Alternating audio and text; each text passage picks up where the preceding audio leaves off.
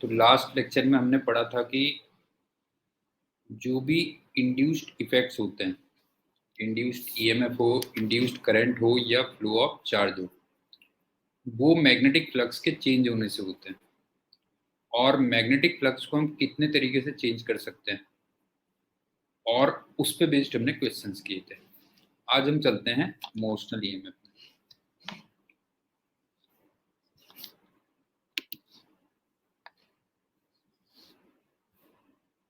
Motional EMF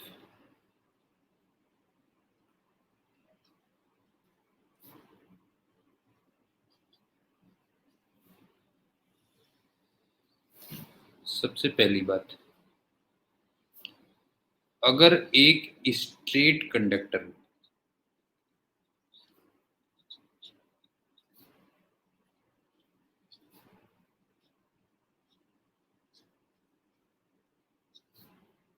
और वो uniform magnetic field में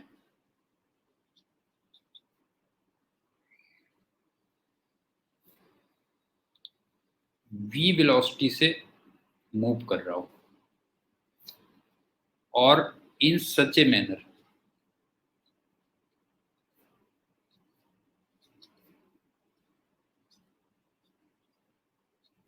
कि बी वेक्टर और एल वेक्टर म्यूचुअली परपेंडिकुलर हो,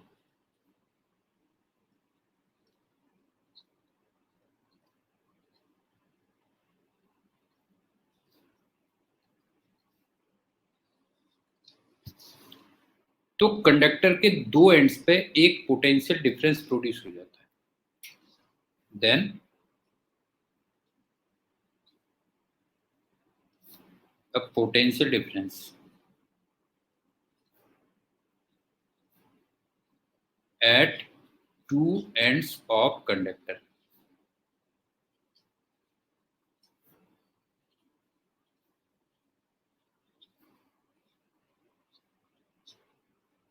is produced.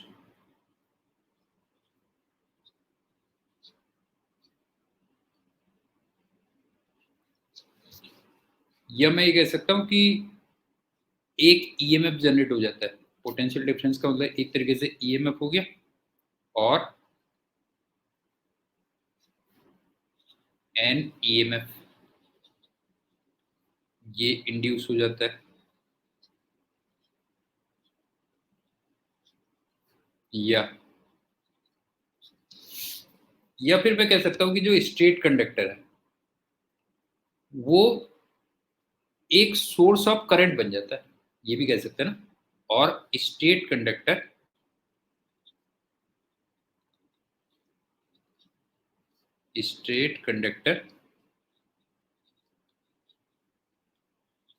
it becomes like a source of current.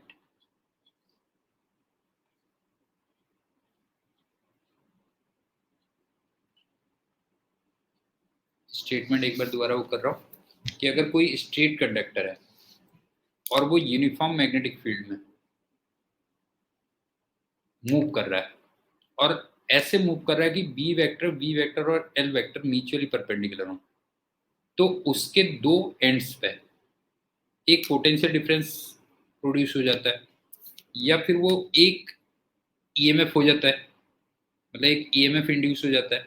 और या मैं ये कह सकता हूँ कि वो सोर्स ऑफ करंट बन जाता है। दूसरी बात,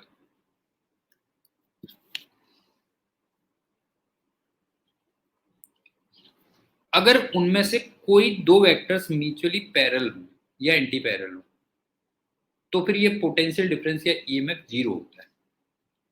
एनी टू वेक्टर्स अगर ये पैरेलल हो या फिर एंटी पैरेलल हो,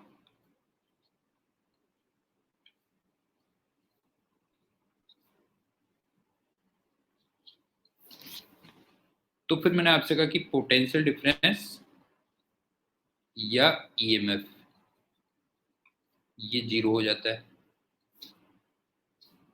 और एक तीसरा पॉइंट, अगर मूविंग कंडक्टर के साथ में कोई क्लोज सर्किट बन रहा हो तो फिर इस ईएमएफ की वजह से करंट फ्लो स्टार्ट हो जाएगा ना। If there is a closed circuit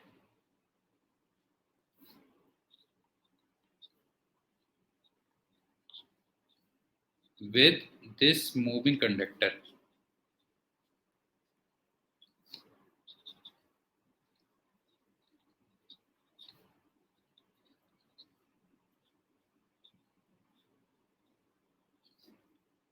तो मैंने आपसे कहा कि उस केस में एक करंट फ्लो स्टार्ट हो जाएगा, एक करंट फ्लो विल स्टार्ट।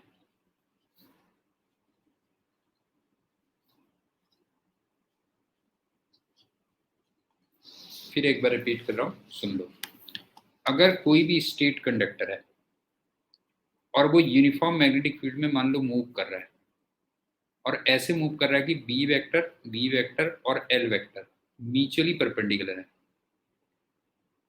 तो फिर उसके दो एंड्स पे, स्टेट कंडक्टर के दो एंड्स पे एक पोटेंशियल डिफरेंस जनरेट हो जाता है, या वो एक ईएमएफ इंड्यूस हो जाता है, या फिर वो एक सोर्स ऑफ करंट बन जाता है। और अगर इस स्टेट कंडक्टर के साथ में एक क्लोज सर्किट बन जाए तो फिर एक करंट फ्लो हो जाता है, ये कर। अब वो वैल्यू कितनी होती है वो सुन लो। फोर्थ, दिस ईएमएफ और पोटेंशियल डिफरेंस,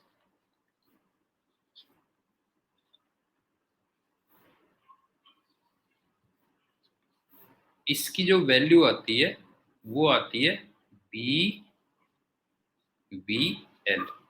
और ये तुम्हें याद होगा लास्ट लेक्चर में हमने इसको प्रूव भी किया था, बीवीएल को हमने एक प्रूव भी किया था, तुम्हें याद होगा। ये वाला एक केस था, जैसे ये वाला केस था जब ये एंटर कर रहा था, कुछ याद करो, तो उसमें ईएमएफ आया था, इसको हमने किया था, इसको ड्राइव किया था, तो यहाँ पे जो ईएमएफ आया था वो बीवीएल ही आया था, अगर याद हो तुम्हें। अभी कुछ देर के बाद इसको लिंक करूंगा, तो ये ईएमएफ या पोटेंशियल डिफरेंस बीवीएल के इक्वल होता है। और ऑब्वियस ही बात है, फिफ्थ, ये जो करंट होगी, दिस करंट आई,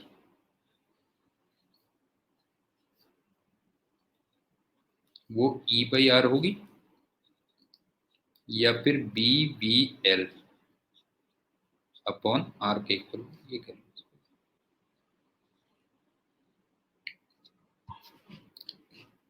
अब बात आती है, लेकिन ये ध्यान रखना, ये दोनों चीजें तब होंगी जब बी वेक्टर और एल वेक्टर क्या होंगे, म्यूचुअली परपेंडिकुलर होंगे, ध्यान रखना। व्हेन बी वेक्टर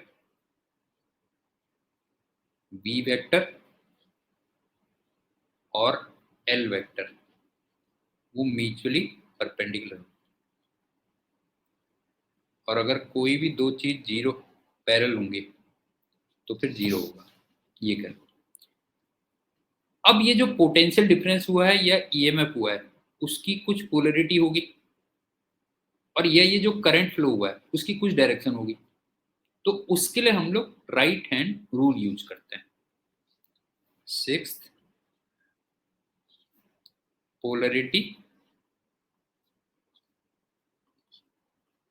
किसकी, लेकिन ऑफ ईएमएफ कह लो या पोटेंशियल डिफरेंस, और जो डायरेक्शन ऑफ करंट होती है, डायरेक्शन ऑफ करंट, इसको हम लोग देंगे राइट हैंड रूल से। राइट हैंड रूल,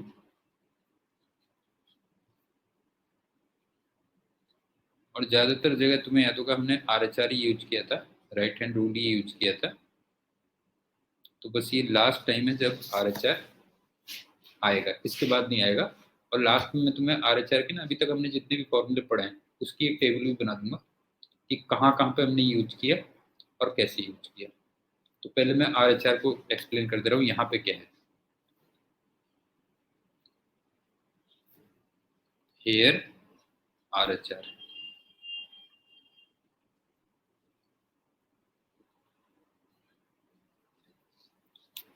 इसमें जो स्ट्रेस्ड फिंगर्स होती हैं वो मैग्नेटिक फील्ड को रिप्रेजेंट करती हैं। स्ट्रेस्ड फिंगर्स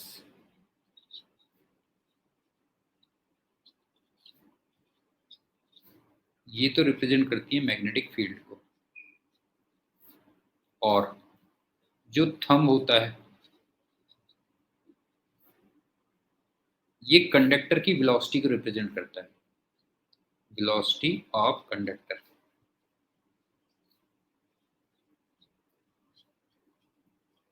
अब पाम की जो अपर साइड होती है वो हायर पोटेंशियल पे आती है, मतलब पोलैरिटी के सेंस में कह रहा हूँ, और पाम की जो लोअर साइड होती है वो लोअर पोटेंशियल पे आती है।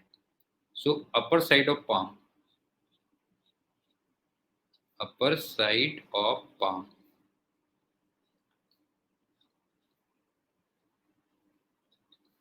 ये तो हायर पोटेंशियल पे आएगी, और लोअर साइड ऑफ पाम ये लोअर पोटेंशियल पे आएगी। ये तो पोलैरिटी वाली बात आ गई।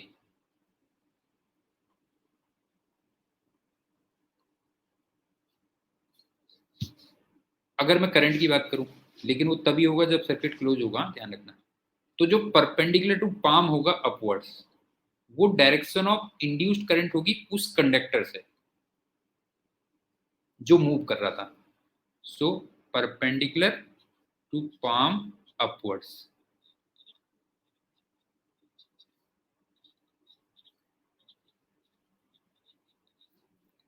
वो होगी direction of induced current,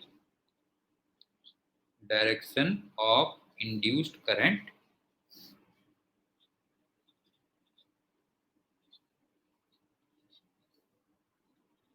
from that conductor, from moving conductor कह रहा हूं, मूविंग कंडक्टर। लेकिन ये सब कब होगा? जब सर्किट क्या हो, क्लोज हो ना, when circuit is closed।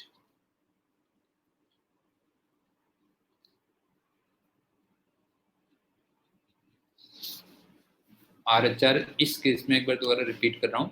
Stress fingers magnetic field को, थंब कंडक्टर की वेलोसिटी को, पाम की अपर साइड हायर पोटेंशियल और पाम की लोअर साइड लोअर पोटेंशियल, ये तो EMF या पोटेंशियल डिफरेंस के लिए हो गया।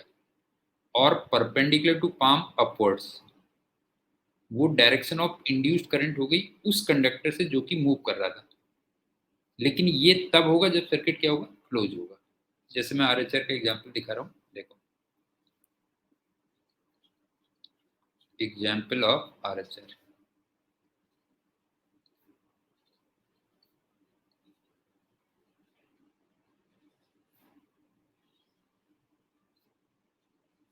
मान लो ये मैग्नेटिक फील्ड है, पूरे में ही मान लेता हूँ, चलो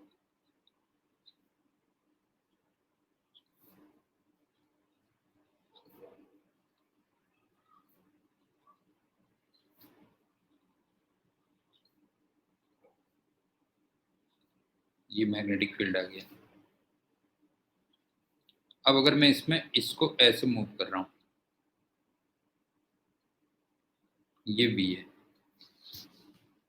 अब अगर मैं इसमें RHR लगा के देखूं तो देखो स्ट्रेस्ड फिंगर्स मैग्नेटिक फील्ड को रिप्रेजेंट करती थी, और जो थंब था वो वेलोसिटी ऑफ कंडक्टर को रिप्रेजेंट करता था। तो ये इस टाइप से कुछ होगा। तो आपको दिख रहा होगा ये अपर साइड होगी, मतलब ये हायर साइड में ये आएगा,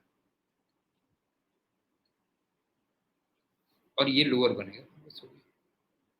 एक बार इसमें RHR लगा के देखो, स्ट्रेस्ड फिंगर्स मैग्नेटिक फील्ड को, और जो थंब है वो वेलोसिटी ऑफ कंडक्टर को, तो जरा देखना, अपर साइड हायर पोटेंशियल पे और लोअर साइड लोअर पोटेंशियल पे, ये हो गया, ये बन गया।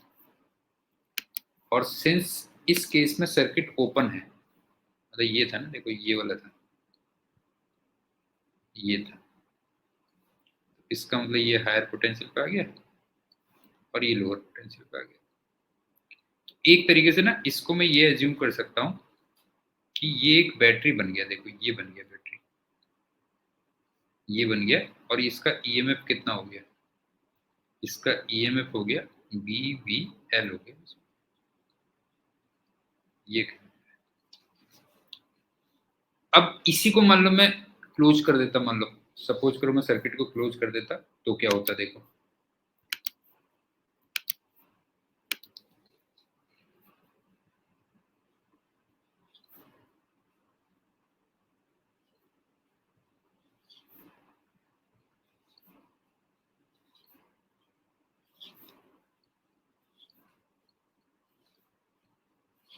मान लो ऐसे क्लोज कर देता,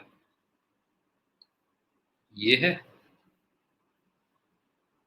और ये इधर को जा रहा था, ये आ रहा है।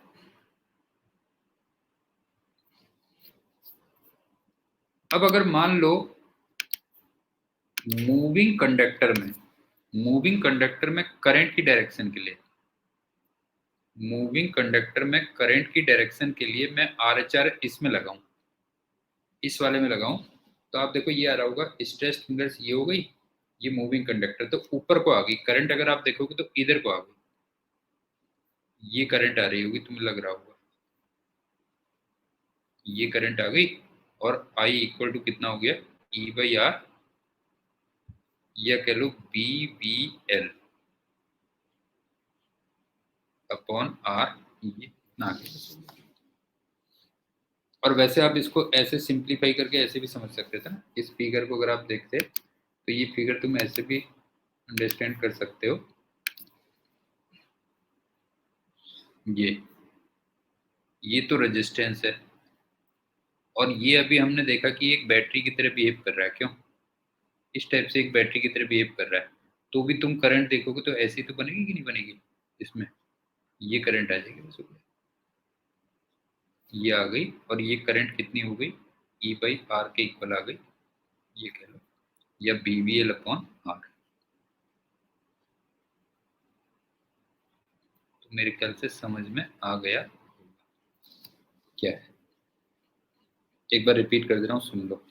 अगर कोई स्ट्रेट मूविंग कंडक्टर है यूनिफॉर्म मैग्नेटिक फील्ड में, और उसमें बी वेक्टर और एल वेक्टर म्यूचुअली परपेंडिकुलर हैं, तो फिर उस कंडक्टर के दो एंड्स पे एक पोटेंशियल डिफरेंस प्रोड्यूस हो जाता है, या फिर एक ईएमएफ इंड्यूस हो जाता है, या वो एक सोर्स ऑफ करंट की तरह बिहेव करने लगता है। और अगर कोई से भी दो वेक्टर्स पैरेलल हो तो फिर ये जीरो होता है। और अगर सर्किट क्लोज हो तो फिर एक करंट फ्लो स्टार्ट हो जाता है, और वो पोटेंशियल डिफरेंस मैंने बताया कि BVL के इक्वल आता है जब तीनों के तीनों परपेंडिकुलर होते हैं। तो इसका मतलब करंट जो आती वो BVL अपॉन R के इक्वल होती, क्यों, करंट आती BVL अपॉन R के इक्वल। अब उस ईएमएफ या पोटेंशियल डिफरेंस की पोलैरिटी, या फिर उस कंडक्टर से इंड्यूस्ड करंट की डायरेक्शन, उसके लिए अगेन हम RHR यूज करते हैं।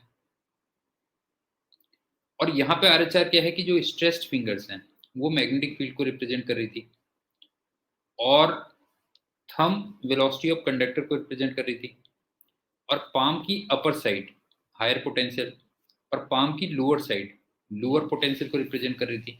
लेकिन ये किसके लिए था, ईएमएफ के लिए। और अगर सर्किट क्लोज हो और उस कंडक्टर से मुझे करंट निकालनी है, तो फिर जो परपेंडिकुलर टू पाम अपवर्ड्स होगा वो बन जाएगी डायरेक्शन ऑफ करंट बन जाएगी। अब मैं एक काम करता हूँ कि RHR अभी तक हमने जहां जहां पढ़ा है उसकी टेबल दे देता हूँ, तो सारे फॉर्मूले भी एक बार रिवाइज हो जाएंगे RHR के।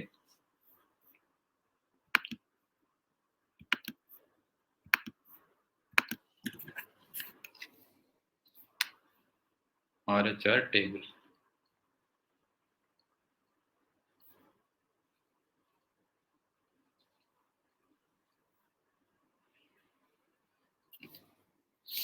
यहाँ पे मैं लिखूंगा फॉर्मूला, कहाँ पे आया था, यहाँ पे लिखूंगा स्ट्रेस्ड फिंगर्स।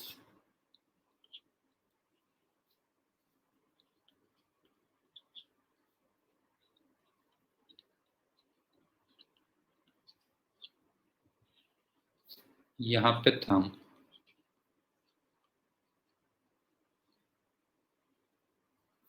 और यहाँ पे परपेंडिकुलर टू पाम, अपवर्ड्स।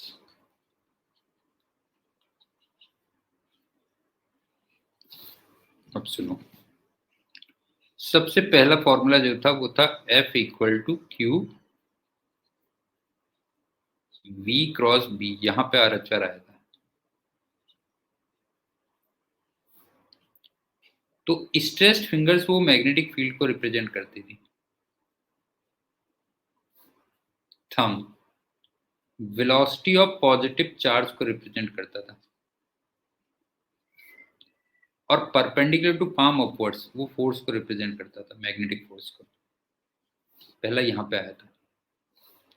दूसरा आया था F equal to I L cross B में।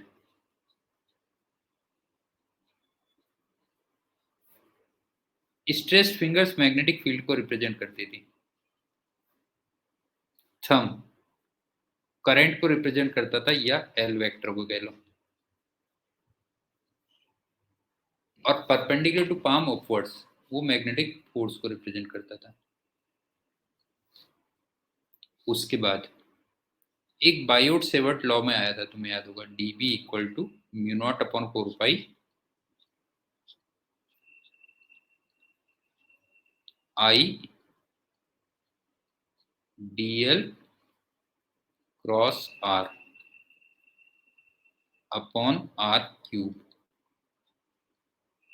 यहाँ पे आया था। यहाँ पे थोड़ा सा चेंज था कि जो स्ट्रेस फिंगर्स थी वो r वेक्टर को रिप्रेजेंट करती थी,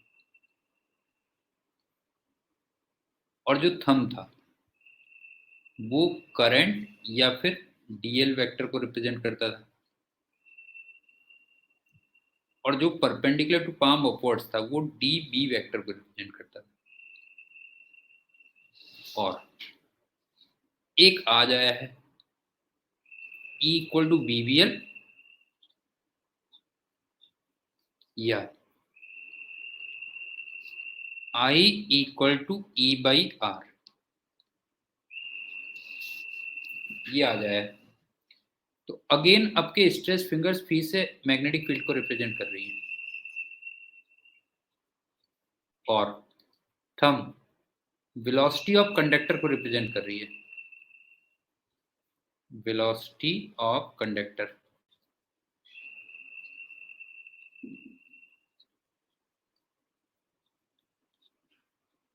और जो परपेंडिकुलर टू पाम अपवर्ड्स है वो करंट को रिप्रेजेंट कर रहा है थ्रू दैट कंडक्टर।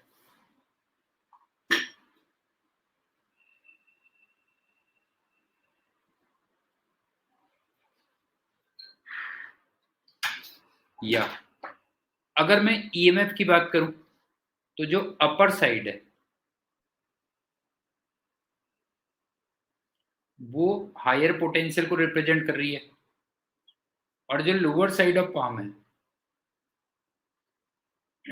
वो फिर लोअर पोटेंशियल को रिप्रेजेंट कर रही है। अगर मैं ईएमएफ की बात करूं तो आरएचआर टोटल हमारा इतनी बार आया था, अभी तक जितने भी था आरएचआर इतनी बार आया था। अब एक काम करते हैं कि पोटेंशियल डिफरेंस और ईएमएफ जो बीवीएल के इक्वल था उसका प्रूफ और देख लेते हैं। प्रूफ ऑफ पोटेंशियल डिफरेंस और ईएमएफ जो बीवीएल के इक्वल है।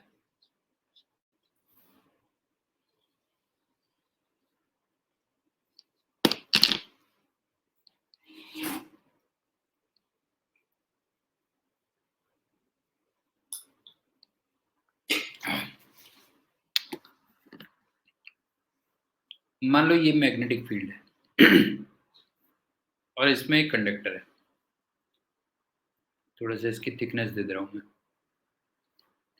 और इसको मैं इधर को मूव कर रहा हूं। तो कंडक्टर में आप जानते हो कि फ्री इलेक्ट्रॉन्स भी होते हैं ना, तो इसका मतलब ये भी इधर को मूव कर रहे हैं। और कोई भी चार्ज अगर मैग्नेटिक फील्ड में मूव कर रहा है तो उसमें B q V sine theta का एक फोर्स लगता है, नहीं है, B q V sine theta का एक फोर्स लगता है। तो अगर मैं इसमें मैग्नेटिक फोर्स निकालता, मान लो इलेक्ट्रॉन में मैग्नेटिक फोर्स निकालता, तो अगेन मैं वही आर एच आर देता, और negative charge right hand side में जा रहा है, तो एक तरीके से हम मान सकते हैं positive charge left hand side में जा रहा है। तो अगर मैं उसमें आर एच आर लगाता तो ये अंदर को आ जाता मैग्नेटिक फील्ड, और ये आ जाता वेलोसिटी ऑफ पॉजिटिव चार्ज, तो नीचे को फोर्स लगता। अगर तुम देखोगे तो इस वाले पे, इस पे मैग्नेटिक फोर्स नीचे को लगेगा।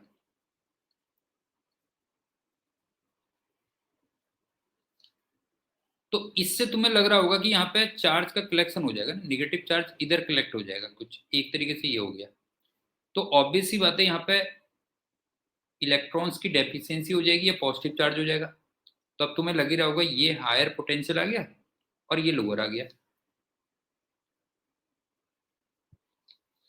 आई थिंक समझ में आ रहा होगा कि कंडक्टर राइट हैंड साइड में मूव कर रहा है, तो एक तरीके से उसके अंदर जो फ्री इलेक्ट्रॉन्स है वो भी राइट हैंड साइड में मूव कर रहे हैं, तो उन पे एक मैग्नेटिक फोर्स लगेगा। और वो मैंने आर एच आर से तुम्हें प्रूव किया कि वो नीचे को दिख रहा है। इसका मतलब नीचे नेगेटिव चार्ज या इलेक्ट्रॉन्स कलेक्ट हो गए, और उसके टॉप एंड पे इलेक्ट्रॉन्स की डेफिशिएंसी हो गई, या फिर एक पॉजिटिव चार्ज हम एज्यूम कर सकते हैं। अब उसके बाद क्या है, देखो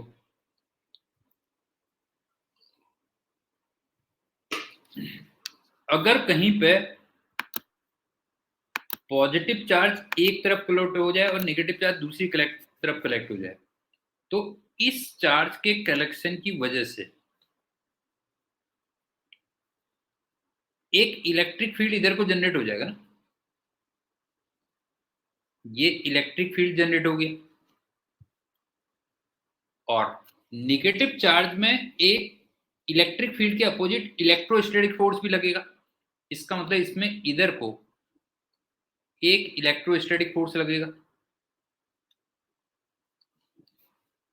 और स्टेडी स्टेट में दोनों के दोनों क्या होंगे, तो फोर्सेस दोनों के दोनों क्या होंगे, इक्वल होंगे।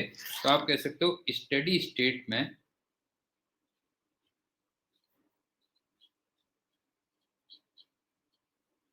मैग्नेटिक फोर्स और इलेक्ट्रोस्टैटिक फोर्स ये दोनों के दोनों इक्वल होंगे। और magnetic force by the way कितना होता, B q V sine 90 degree होता। और इलेक्ट्रोस्टैटिक फोर्स अगर आप देखते तो Q इंटू ई के इक्वल होता। तो Q तो यहां से कैंसिल हो गया। अब आप देखो इलेक्ट्रिक फील्ड जो होता है वो पोटेंशियल डिफरेंस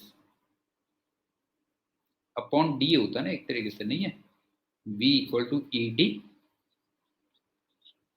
या कह सकते हो E equal to V by D. क्यों, तो इसको मैं पोटेंशियल डिफरेंस अपॉन डी की जगह यहाँ पे लेंथ ऑफ कंडक्टर भी होगी। क्यों, लेंथ ऑफ कंडक्टर होगी। तो फाइनली जरा देखो पोटेंशियल डिफरेंस का मतलब कितना आ गया, पोटेंशियल डिफरेंस आ गया बी वी एल के इक्वल आ गया।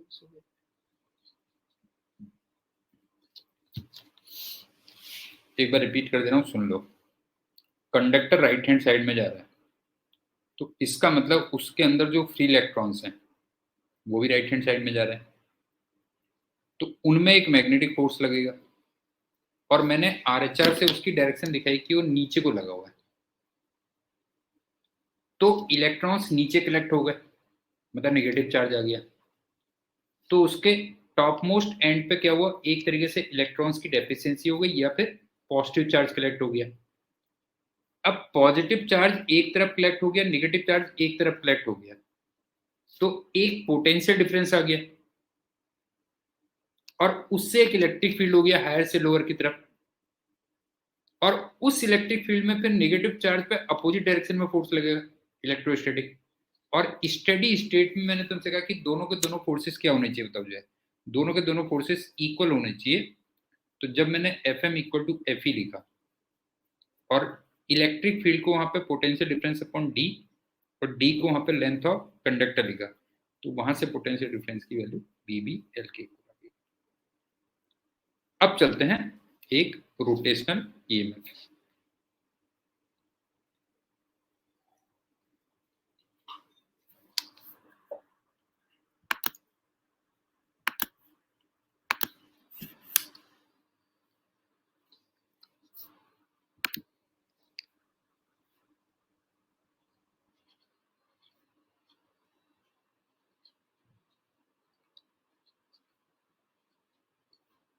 एग्जाम्पल से एक साथ करेंगे इसके।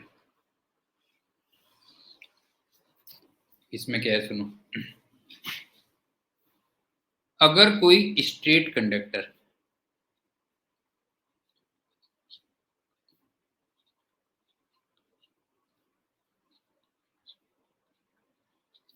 अबाउट वन एंड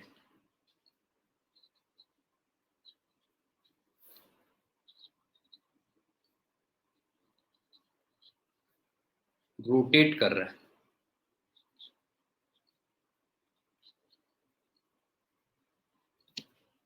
ओमेगा से,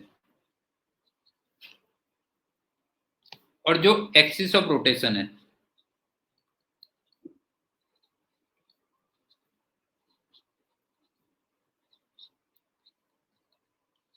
वो अलोंग मैग्नेटिक फील्ड है,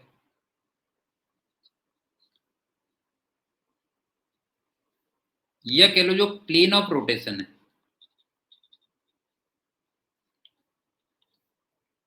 वो परपेंडिकुलर टू मैग्नेटिक फील्ड है।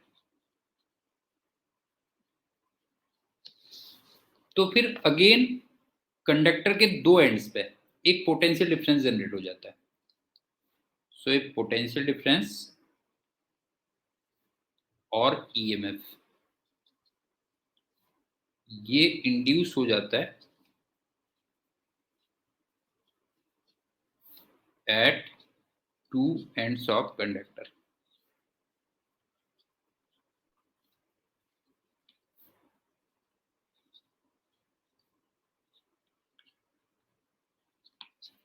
और अब के जो ईएमएफ होता है वो B omega L square by two के इक्वल होता है। और ऑब्वियस सी बात है कि अगर सर्किट क्लोज बन रहा है, मान लो इस रोटेटिंग कंडक्टर के साथ में अगर सर्किट क्लोज है, तो फिर जो करंट होगी वो E बाई आर के इक्वल होगी, लेकिन ये तब होगा व्हेन सर्किट इज क्लोज्ड।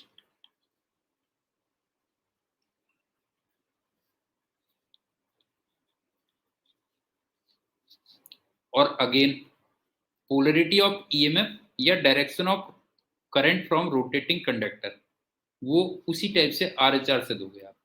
यहां भी आप वही करोगे कि polarity of EMF, polarity of EMF और direction of current from that wire, direction of current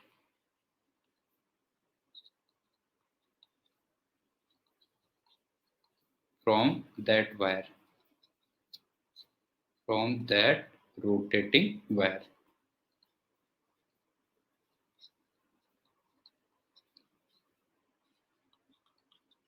वो जो अभी मैंने आरएचआर एक्सप्लेन किया था उसी से मिलेगा तुम्हें।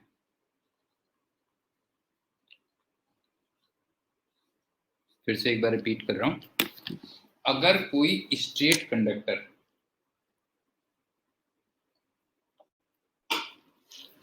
मैग्नेटिक फील्ड के परपेंडिकुलर रोटेट कर रहा है ओमेगा से एक एंड के अबव, और जो एक्सिस ऑफ रोटेशन है वो मैग्नेटिक फील्ड के अलोंग है, या फिर जो प्लेन ऑफ रोटेशन है वो मैग्नेटिक फील्ड के परपेंडिकुलर है। तो अगेन कंडक्टर के दो एंड्स पे एक ईएमएफ या पोटेंशियल डिफरेंस जनरेट हो जाता है, और वो B omega L square by 2 होता है। और अगर इस रोटेटिंग कंडक्टर के साथ में एक क्लोज सर्किट तुम्हें मिल रहा है, तो फिर एक करंट फ्लो स्टार्ट हो जाएगा ई बाई आर के इक्वल। और ईएमएफ या पोटेंशियल डिफरेंस की पोलरिटी, या फिर कंडक्टर से, जो रोटेटिंग कंडक्टर है उससे करंट की जो डायरेक्शन है, वो अगेन फिर तुम आर से दोगे, जैसे हमने किया था। जैसे फिगर में देखो क्या है। मान लो मैग्नेटिक फील्ड ये है, अब मैं इसके अबाउट ओमेगा से ऐसे घुमा रहा हूं।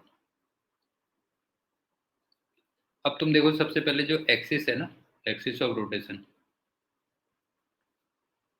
वो तुम्हें लग रही होगी अलोंग बी वेक्टर दिख रही होगी।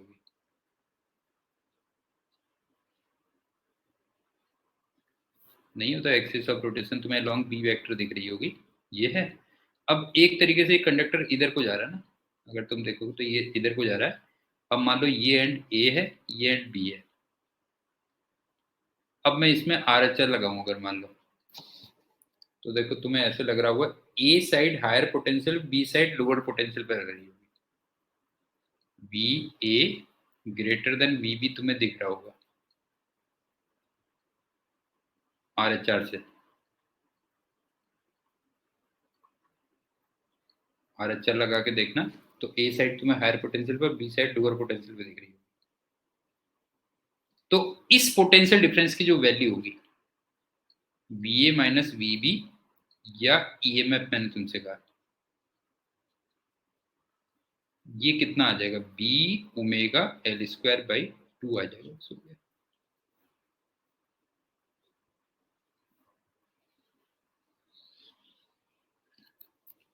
ये,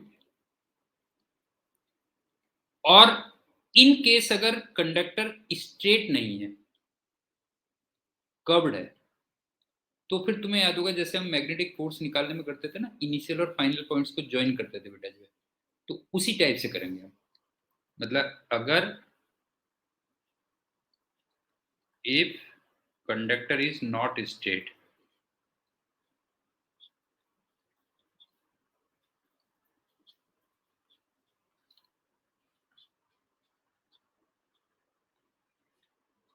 तुम्हें याद होगा हमने इनिशियल और फाइनल पॉइंट को ना ज्वाइन किया था जब हम मैग्नेटिक फोर्स निकाला करते थे। तो यहां भी हम क्या करते हैं, फाइंड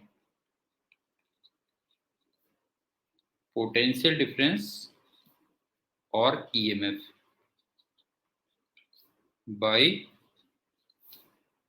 जॉइनिंग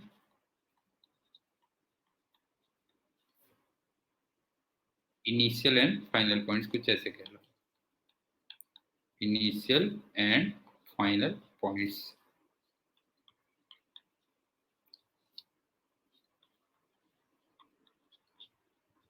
मतलब कुछ ये हुआ ना, इनिशियल और फाइनल पॉइंट्स को जब मैं जोड़ूंगा, ज्वाइन करूंगा, तो फिर तुम्हें एक स्ट्रेट कंडक्टर मिल जाएगा। उस केस में तुम्हें एक स्ट्रेट कंडक्टर मिल जाएगा, ये कह लो।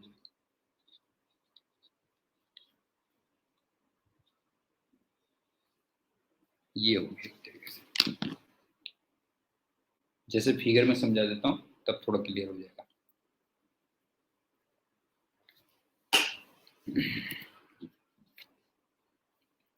मान लो मैग्नेटिक फील्ड ये है,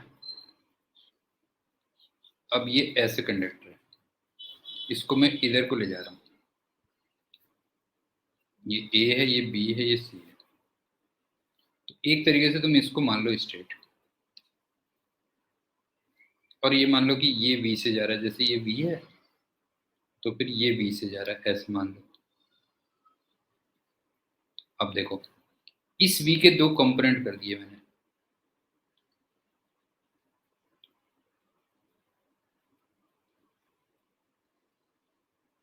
ये तो हो गया v पैरेलल, और ये हो गया v परपेंडिकुलर।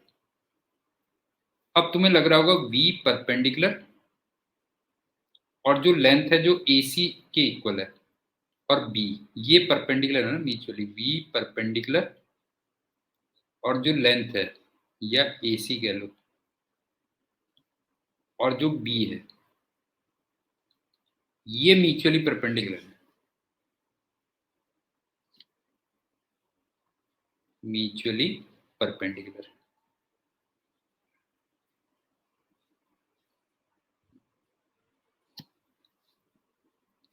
अब मैं इसके साथ में अगर RHL लगाऊं, अगर आप देखो मैं V परपेंडिकुलर के साथ RHL लगाऊं, बिकॉज V पैरेलल तो कुछ करेगा नहीं, V परपेंडिकुलर के साथ में RHL लगा रहा हूं, तो तुम देखो तुम्हें A का पोटेंशियल C से ज्यादा दिख रहा होगा, यहाँ पे A का पोटेंशियल C से ज्यादा दिख रहा होगा, देयरफॉर तुम कह सकते हो VA माइनस VC, ये फिर हो जाएगा B V perpendicular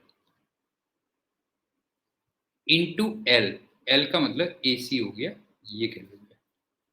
I think समझ में आ गया होगा कि अगर वायर स्ट्रेट नहीं है तो फिर आप इनिशियल और फाइनल पॉइंट को ज्वाइन करके वायर को स्ट्रेट बना लो, और वेलोसिटी का वाला कंपोनेंट देखो जो इसके परपेंडिकुलर आ रहा हो, बिकॉज वही फिर मोशनल ईएमएफ देगा।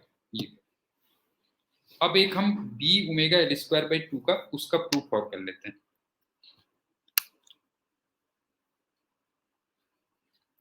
प्रूफ ऑफ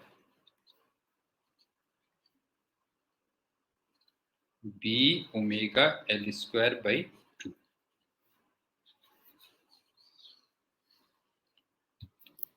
अब देखो सबसे पहली बात, ये जो रिजल्ट आता है ना, ये आता है फ्रॉम मोशनल ईएमएफ BBL।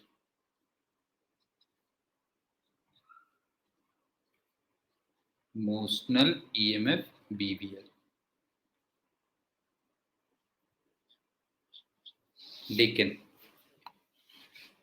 तुम प्योर रोटेशनल मोशन में जानते होगे कि हर पॉइंट की वेलोसिटी सेम नहीं होती है in pure rotational motion, pure rotational motion.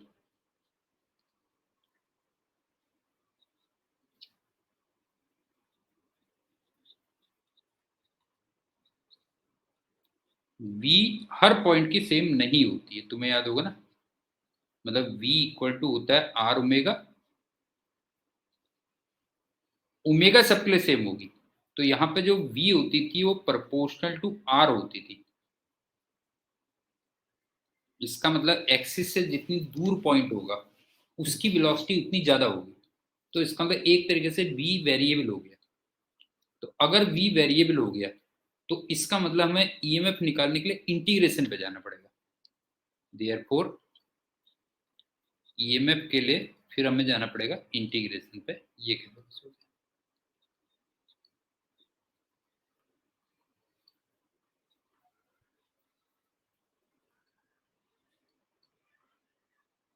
I think समझ में आ गया होगा कि B omega L square by 2 ये डिराइव होता है मोशनल ईएमएफ BBL से। प्योर रोटेशनल मोशन में मैंने तुमसे कहा V हर पॉइंट की सेम नहीं होती है, वो हम V equal to R omega से निकालते थे, ओमेगा सबके लिए सेम हो गई लेकिन R अलग अलग आता था, तो इसका मतलब V सबके लिए अलग अलग आएगा, तो हमें इंटीग्रेशन पे जाना पड़ता है, ये कहते हैं। जैसे एग्जाम्पल देखो, मान लो ये ऐसे रोटेट कर रहा था,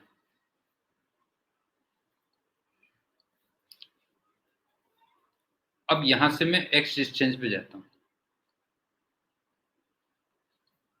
और एक dx की स्ट्रिप लेता हूं,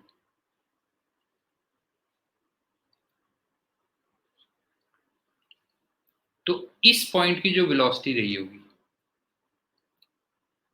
ये ओमेगा था, ये मैग्नेटिक फील्ड था, इस पॉइंट की जो वेलोसिटी रही होगी वो x ओमेगा होगी, R ओमेगा कह रहा हूं क्यों,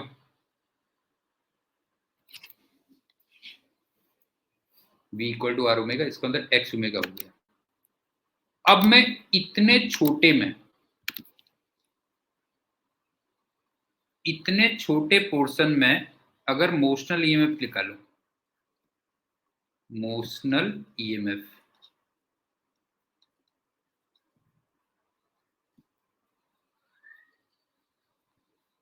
डी ई कह दे रहा हूं मैं, ठीक है। तो वो क्या होता है, देखो बी वी एल होता है, बी वी,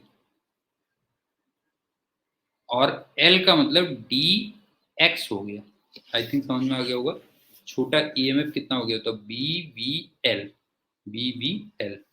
अब तुम डीई को इंटीग्रेट कर दो, बस हो गया। टोटल जो ईएमएफ होगा वो इंटीग्रेशन डीई कर दो, और लिमिट हो जाएंगे जीरो से एक्स इक्वल टू जीरो से लेके एक्स इक्वल टू एल तक। तो इसको इंटीग्रेट करके देखना, तो वो आएगा B omega L square by two के इक्वल हो जाएगा। मेरे ख्याल से समझ में आ गया होगा कि कैसे करना है। अब चलते हैं कि प्रॉब्लम्स कैसे करेंगे। मेन ये है प्रॉब्लम्स कैसे करेंगे।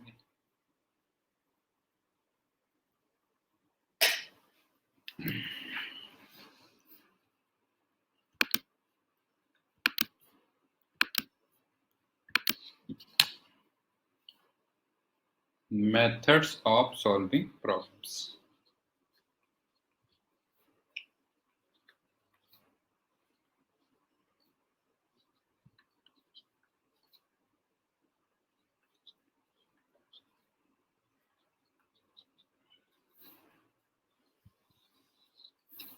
सबसे पहली बात, तुम्हें अगर कोई भी मूविंग या रोटेटिंग कंडक्टर दिखाई दे, मूविंग और रोटेटिंग कंडक्टर दिखाई दे,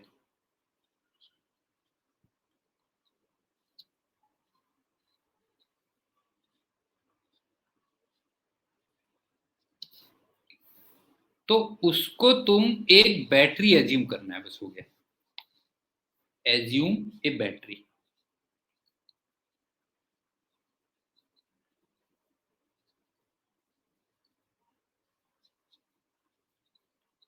समझ में आया।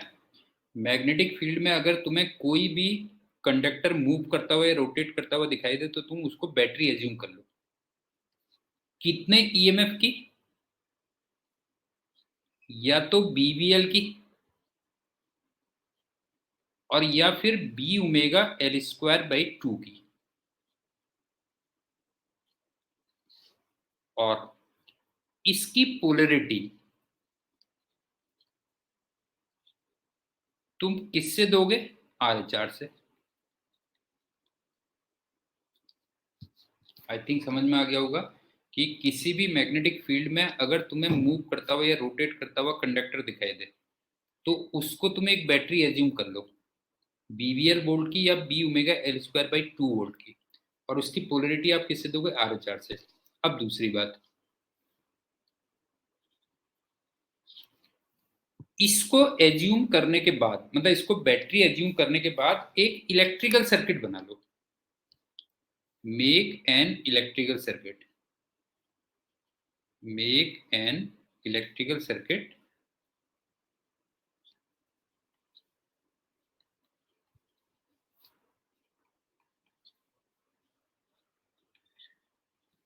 by assuming that batteries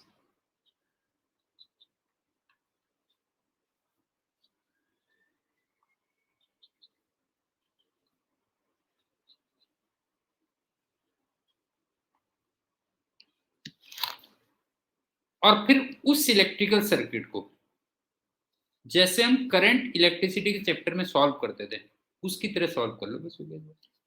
then solve that electrical circuit, electrical circuits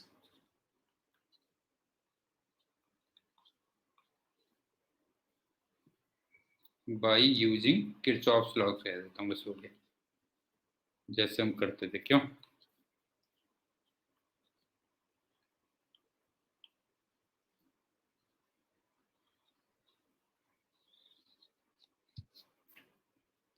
एक बार दोबारा सुन लो, किसी भी मैग्नेटिक फील्ड में अगर तुम्हें कोई मूव करता हुआ या रोटेट करता हुआ कंडक्टर दिखाई दे तो उसको तुम्हें बैटरी एज्यूम कर लेना बस, वीवीएल वोल्ट की या फिर B omega L square by 2 volt की, और उसकी जो पोलरिटी तुम्हें देनी है वो आर से देनी है। और फिर मैंने आपसे कहा कि जब आपने इसको बैटरी एज्यूम कर लिया तो फिर उसको जैसे हम किरचॉफ लॉज की हेल्प से सॉल्व करते थे, मतलब करंट्स फाइंड करते थे, वैसे करंट्स फाइंड कर लो अलग अलग। अब यहाँ पे एक नोट पॉइंट है, वो सुन लो क्या है।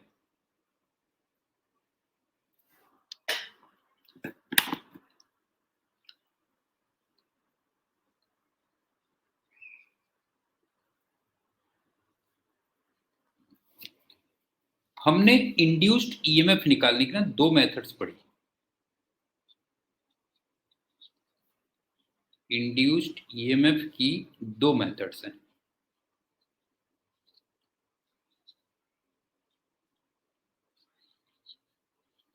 मेथड 1, एक फेराडे प्लस लेंज, ध्यान नहीं है, E equal to minus d∅dt।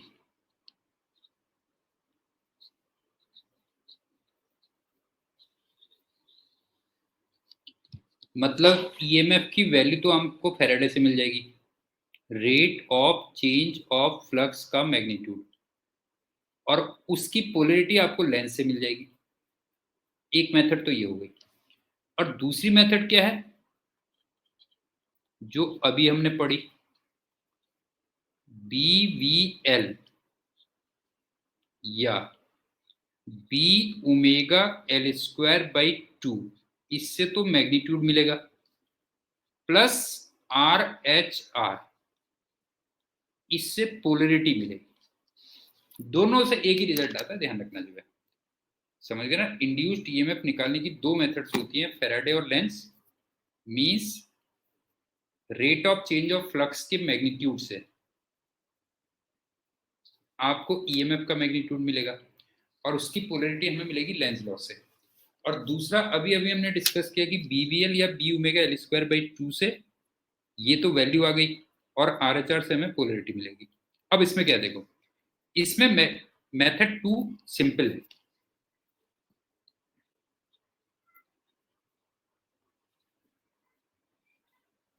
Simple है। अब क्यों सिंपल है वो सुनो, बिकॉज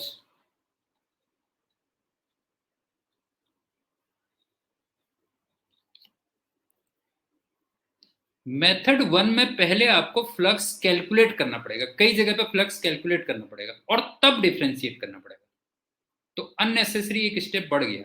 जबकि यहाँ पे सिंपली आपको बीवीएल लगाना है या B omega L square by 2 लगाना है, तो आप कह सकते हो बिकॉज मेथड 1 में you have to first calculate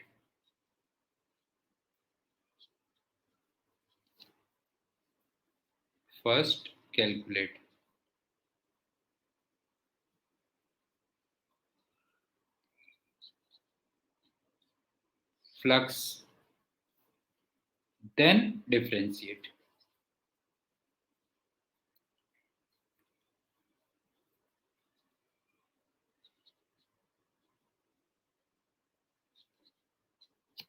तो ये प्रॉब्लम है इसके साथ में समझ गए ना। मेथड 1 में ये प्रॉब्लम है कि आपको फ्लक्स पहले कैलकुलेट करना पड़ेगा तब डिफरेंशिएट करना पड़ेगा, लेकिन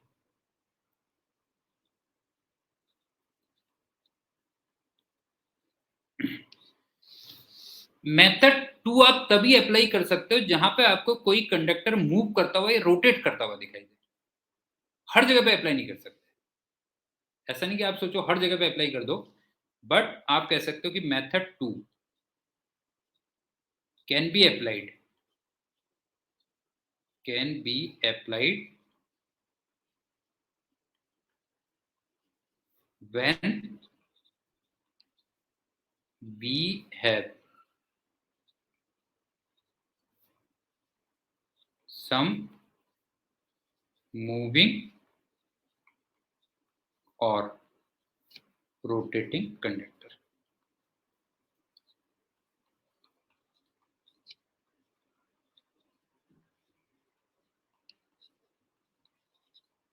समझ में आ रही बात कि मेथड 2 सिंपल है बिकॉज मेथड 1 में हमें पहले फ्लक्स कैलकुलेट करना पड़ता है, तब उसको डिफरेंशिएट करना पड़ता है। लेकिन मेथड 2 के साथ लिमिटेशन ये है कि वो तभी अप्लाई कर सकते हैं जब कोई कंडक्टर आपको मूव करता हुआ या रोटेट करता हुआ दिखाई दे। जैसे आप ये देखो कि हमने 2 प्रॉब्लम्स की थी लास्ट लेक्चर में ना। एक में तो ये था बेटा, ये I इक्वल टू 2t दिया था और इसमें मुझे EMF निकालना था।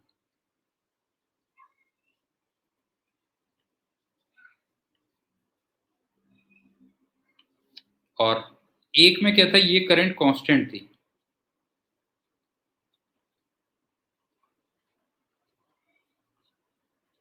और इसको मैं मूव कर रहा था, तुम्हें याद होगी, आ गया होगा, इसको मैं मूव कर रहा था, तब हमें EMF निकालना था। अब आप ये देखो कि पहले वाले में कोई मूव करता हुआ नहीं दिखाई दे रहा, कोई चीज मूव करती हुई नहीं दिखाई दे रही है, तो इसमें केवल M1 लग सकती है, बस मेथड 1 लग सकती है, जबकि इसमें दोनों लग सकती हैं, मेथड 1 भी और मेथड 2 भी।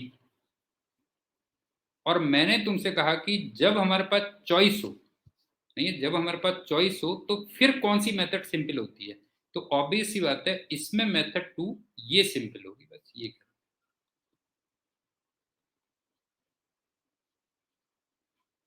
समझ में आ रहा होगा ना, पहले वाले केस में आपको कोई भी चीज मूव करती हुई नहीं दिखाई दे रही है, तो केवल मेथड 1 लगा सकते हैं हम। दूसरे में हम दोनों मेथड लगा सकते हैं, और ऑब्वियस सी बात है कि मेथड 2 हमारी उसमें क्या रहेगी, सिंपल। तो आज के लेक्चर में हम इतना ही करते हैं, अगले लेक्चर में हम प्योरली इस पर क्वेश्चंस करेंगे, तो इसको पूरा पढ़ लेना, इस पर जो भी आज हमने पढ़ा है उस पर क्वेश्चंस करेंगे। तो thank you and good day.